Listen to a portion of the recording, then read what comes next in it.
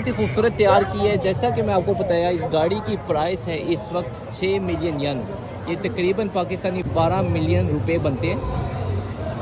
तो कमेंट्स में आप मुझे ज़रूर बताएं ये गाड़ी आपको कैसी लगी है और ये मुनासिब प्राइस में है कि नहीं। जापान के मुताबिक भी मुनासिब है और पाकिस्तान के मुताबिक भी। अगर ये गाड़ी पाकिस्तान में जाती है तो बहुत ही ज़्यादा इसके टैक्स पड़ जाते हैं, गाड़ी एक्सपेंसिव हो जाती है।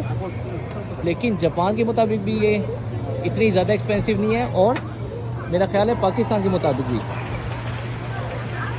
तो ये है हाईएस्ट वैन, जिसको एक बिल्कुल घर बना दिए, कॉटेज की तरह बना दिए। यहाँ पे आप कहीं पे भी जाके, कैंपिंग कार की तरह ही है, कहीं पे भी जाके आप इसमें स्टे कर सकते हैं। आप यहाँ पे सोएंगे भी तो आपको यकीनन बहुत ही आराम मिलेगा और सामान रखने की भी यहाँ पे जगह बहुत है। वो सर कैसी गाड़ी? जबरदस्त है, पसंद है आपको? मुझे बड़ी पसंद लेना है। चाहोगे? लेना चाहूँगा। क्यों? मेरे को इधर ही